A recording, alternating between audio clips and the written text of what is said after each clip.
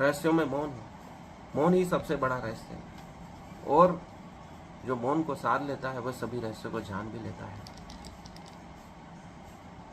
मौन जो हो जाता है वह प्रकृति के रहस्यों को भी जान जाता है। मौन के द्वारा ही चरक ऋषि ने औषधियों के गुणों को जाना था।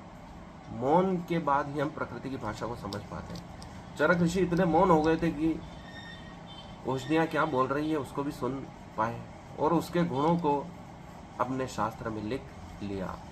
और बुद्धिमानों में ज्ञान, बुद्धिमानों के लिए ज्ञान की आवश्यकता होती है, वह ज्ञान में ही है।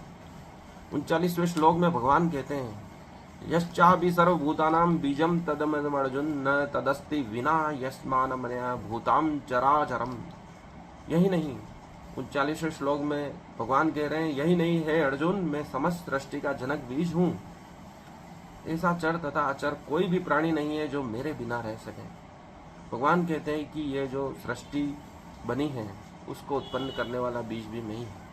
ऐसा चर तथा अचर कोई प्राणी नहीं है जो मेरे बिना रह सके। चर अचर प्राणी ऐसा कोई नहीं है जो परमात्मा के बिना रह सकता है, सब उसके ही द्वारा संचालित हो रहे हैं।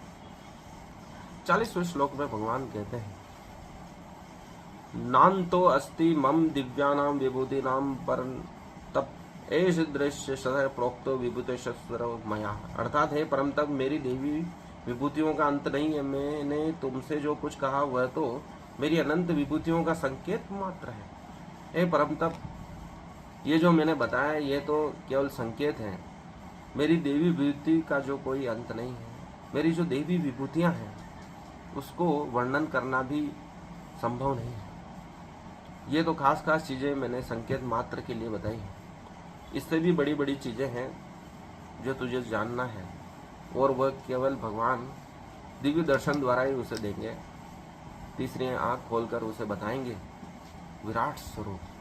41वें श्लोक में भगवान कहते हैं, यष्टि भूतिमस्तत्वं श्री मूर्तिमेव वा तदत्त देवा गच्छत्वं मम तेजोर अर्श संभवम। अर्थात तुम जान लो कि सारा ऐश्वर्य, सौंदर्य तथा तेजस्वी सृष्टियों में मेरे तेज के एक स्फुरलिंग मात्र से उत्पन्न हुए हैं।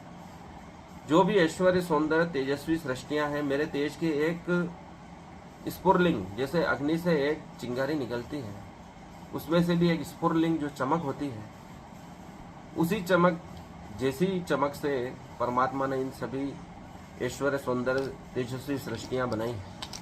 अंतिम श्लोक इस 10वें अध्याय का हम वाचन करेंगे। 42वां श्लोक है, इसके बाद यह अध्याय समाप्त हो जाएगा। विराम